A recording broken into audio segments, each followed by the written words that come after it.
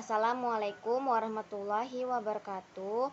Perkenalkan, kami dari kelompok 6 akan membahas materi tentang konseling analisis transaksional. Analisis transaksional adalah psikoterapi transaksional yang dapat digunakan dalam terapi individual. Terapi lebih cocok untuk digunakan dalam terapi kelompok. Analisis transaksional dikembangkan oleh Eric Bernet tahun 1960. Dalam mengembangkan pendekatan ini, Eric menggunakan berbagai bentuk permainan antara orang tua, orang dewasa, dan anak.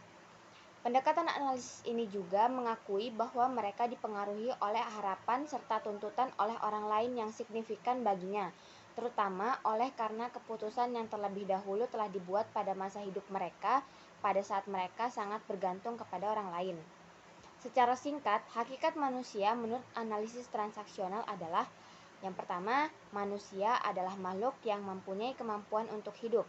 Yang kedua, manusia memenuhi dua kebutuhan dasar, yaitu fisik dan psikologis. Dan yang ketiga, manusia adalah makhluk yang mempunyai potensi untuk membuat keputusan. Tujuan terapi analisis transaksional. Tujuan utama dari terapi analisis transaksional adalah: 1. Membantu klien untuk membantu keputusan-keputusan baru dalam mengarahkan atau mengubah tingkah laku kehidupannya.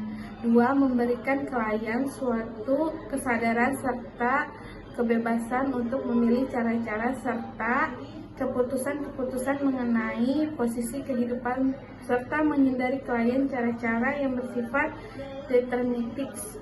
3. Memberikan bantuan kepada klien berupa kemungkinan-kemungkinan yang dapat dipilih untuk menetapkan dan mematangkan status egonya apabila perasaan ini mengundang permusuhan dan kecemburuan. Peran dan fungsi konseling analisis transaksional yaitu ada 6. Seorang ahli menganalisis status ego, transaksi, games, dan speech. Kedua, mampu berinteraksi secara terbuka. Yang ketiga, memiliki pengetahuan lengkap tentang diri dari perspektif analisis transaksional. Yang keempat, memiliki kemampuan mendengar dan mengkaji semua stimulus dan respon. Yang kelima, tanggapan terhadap pesan verbal dan nonverbal. Kelebihan dan kelemahan analisis transaksional. Kelebihan analisis transaksional yaitu: A. Punya pandangan optimis dan realistis tentang manusia. B. Penekanan waktu di sini dan sekarang, here and now. C. Mudah diobservasi. D. Meningkatkan keterampilan berkomunikasi. Kelemahan analisis transaksional yaitu: A.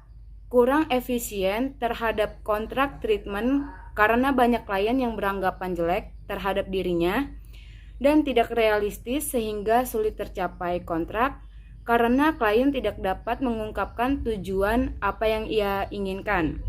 B. Subjektif dalam menafsirkan status ego. Perkembangan kepribadian.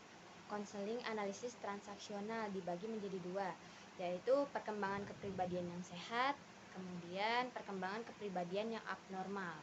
Menurut model analisis transaksional, manusia mempunyai potensi yang positif untuk mengembangkan ego state yang baik. Kemampuan bertransaksi jelas dimulai semenjak individu bergaul dengan orang lain. Adapun ciri-cirinya, menurut Hansen adalah: pertama, individu dapat menampilkan ego state-nya secara luas sesuai dengan tempat ia berada. Kedua, individu berusaha menemukan naskah hidupnya secara bebas, serta memungkinkan pula ia memperoleh sentuhan secara bebas. Ketiga, memilih posisi hidup revolusioner, saya oke, kamu oke. Yang keempat, ego state-nya bersifat fleksibel, tidak kaku dan tidak pula cair. Kemudian, perkembangan kepribadian yang abnormal. Bagaimana berkembangnya pribadi yang abnormal pada diri seseorang dapat dilihat dari ciri-ciri yang terdapat pada orang tersebut apabila dia melakukan kegiatan transaksi.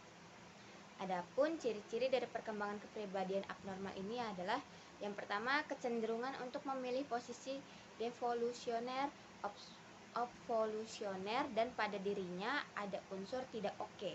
Yang kedua, kecenderungan untuk menggunakan ego state yang tunggal. Yang ketiga, ego state yang ditampilkannya terlalu cair. Dan yang terakhir, ego state-nya tercemar.